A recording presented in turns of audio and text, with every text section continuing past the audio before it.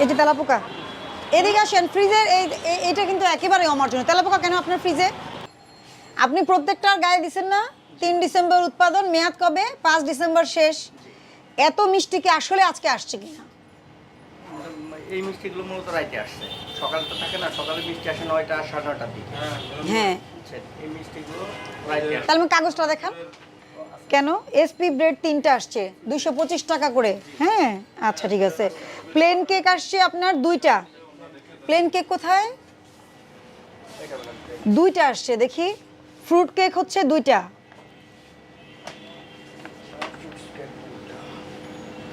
তাহলে এতগুলো কি, এগুলোর ডেট কতদিন থাকে? এগুলোর সময় থাকে তো মনে হয় না? 6 তারিখ পর্যন্ত থাকে ম্যাডাম। কোন 6? আজকে তো 2 তারিখ, 6 তারিখ পর্যন্ত থাকে। ও 6 তারিখ পর্যন্ত থাকে। আচ্ছা 2 তারিখ একটু দেখান আমাকে। 2/6। হ্যাঁ দেখি। 3/12। এই যে উনি বলছে যে কালকে রাতে যে মিষ্টিগুলো আসছে ওইটার লিস্ট কোনটা? এটা উনি বলতেছে কালকে রাতে আসছে। ওটার লিস্টটা এখানে নেই ম্যাডাম। লিস্ট আমাকে দেখাতে হবে, নাহলে মিষ্টি বাসি। আপনি যদি লিস্ট আমাকে না দেখান তাহলে আমি অবশ্যই, কারণ সব মিষ্টির দোকানে এই কাজ করে, মিষ্টি আগের থাকলেও তারা প্রোডাকশনের ওই দিনে লিখে, এটা আপনাদের ব্যাড কালচার। ঠিক আছে? এত মিষ্টি আজকে আসছে, সেই কাগজ অনুযায়ী তো আপনার মিষ্টি দেখতে পাচ্ছি না আমি। এটা কি রাজভোগ? একটু বুঝাই দেন আমাকে। রাজভোগ 6/1 মানে কি? 6 কেজি 100 গ্রাম। রাজভোগ কোনটা দেখান। এইটা ম্যাডাম। এটা আসছে 6 কেজি 100 গ্রাম। আচ্ছা ঠিক আছে। কালো জাম। লালমোহন কোনটা? লালমোহন এটা। এইটা লালমোহনের 3 ডিসেম্বর প্রোডাকশন দেখাচ্ছেন। আমি তো লালমোহন কোথাও দেখতে পাচ্ছি না যে আপনার আজকে আসছে লালমোহন। এই আপনার কাগজ অনুযায়ী আসেনি আজকে, এগুলো আগের। তাহলে এটাই তো প্রমাণ হচ্ছে কাগজ অনুযায়ী, মানে আমি তো আর বানিয়ে বলার সুযোগ নেই, আপনিও বানিয়ে বলার সুযোগ নাই। কাগজ অনুযায়ী এখানে কতটুকু লালমোহন আছে? অনেক, 4-5 কেজি তো হবেই। আচ্ছা লালমোহন তাহলে আপনার আসে নাই। ঠিক আছে, আপনার আজকে মিষ্টি আসছে মাত্র 1 2 3 4, 4টা ক্যাটাগরি। আপনি আমাকে এখন সত্যি কথা বলবেন, আপনি মিষ্টির ডেট টেম্পারিং করেছেন, আগের মিষ্টি 3 তারিখ লিখে রাখছেন, করেছেন কি না? করেছেন? সঠিক কথা বলেন। শুনেন, যেটা করেছেন আপনি যদি করে থাকেন বলবেন যে করেছি, কি বুঝে করেছেন সেটা পরের বিষয়। আর যে মাছি উঠতেছে ভিতরে, ফারুক ভিতরে মাছি, কম্পারেটিভলি আপনার আগের চেয়ে অনেক পরিষ্কার, কিন্তু মাছি থাকলে কিন্তু সমস্যা। ভিতরে মাছি দেখেন। আপনি আমাকে বলেন যে কি পরিমাণ মিষ্টি গতকালকের ছিল, কারণ এখানে লিস্টে খুব অল্প মিষ্টি। ম্যাডাম স্লিপ সবগুলো আসে নাই, কিন্তু আপনি স্লিপ আসে না এই কথা বললে তো আমি মানবো না। আপনার তো স্লিপ দেখাতে হবে, কারণ দেখেন আমি একটার সময় আসছি, তাই না? তাহলে এতক্ষণ তো আপনার কাগজও পেয়ে যাওয়ার কথা, সবই পেয়ে যাওয়ার কথা। আপনি আমাকে বলেন সঠিক করে কালকের কয়টা, কোনটা কোনটা কালকের, কালকের বা তার আগের দিনের। না তার আগে আচ্ছা কালকে একটা ভাউচার দেখান তাহলে। হ্যাঁ আনতে গেছে ম্যাডাম। আচ্ছা এখন বানাই আনলে ভাউচার হবে না, কিন্তু আমি চেক করব।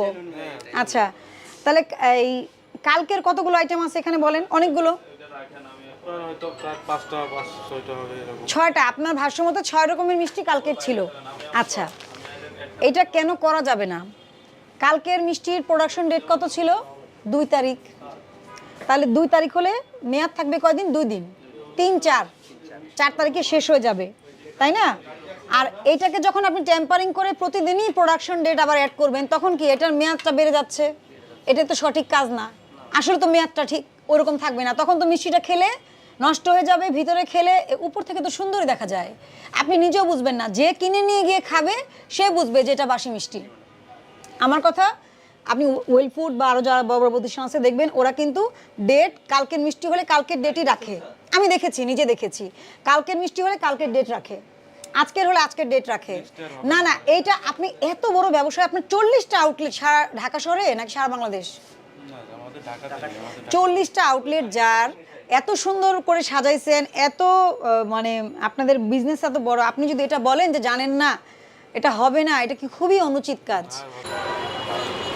এই যে তেলাপোকা, এদিকে আসেন, এদিকে আসেন, এদিকে আসেন। ফ্রিজের এইটা কিন্তু একেবারে অমার্জনীয়। তেলাপোকা কেন আপনার ফ্রিজে?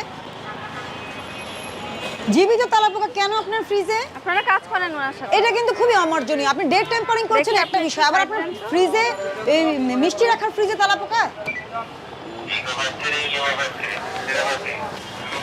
এটা কি কোনো স্বাভাবিক বিষয়? অপরিষ্কার ওই যে, দেখি এগুলো বের করেন।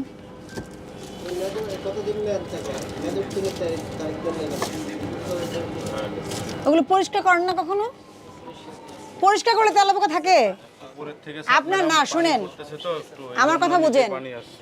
আপনি ওই যে উপর থেকে পানি পড়তেছে, তার মানে কি এই ফ্রিজটা আপনার চলবে না? চলবে না, এটা চেঞ্জ করেন অথবা ঠিক করেন। আর ওইটা কি বাটিতে কি ওটাতে ওই যে পানি আপনার পানি পড়ার জন্য? শুনেন, মিষ্টিজাত জিনিস যেটা দুধ দিয়ে তৈরি হয় সেটা কিন্তু আপনাকে রাখার বিষয়ে অনেক সচেতন থাকতে হবে। ভোক্তা অধিকার সংরক্ষণ আইন 2009-এর 43 ধারা 1 ধারা অনুযায়ী 60,000 টাকা জরিমানা আরোপ করা হলো। এই জরিমানা দ্রুত পরিশোধ করবেন এবং ভবিষ্যতের জন্য সচেতন হয়ে যাবেন। মিষ্টির ডেট টেম্পারিং করবেন না এবং অবশ্যই যেন আপনার ফ্রিজ এবং আপনার প্রতিষ্ঠানে কোনো তেলাপোকা না থাকে।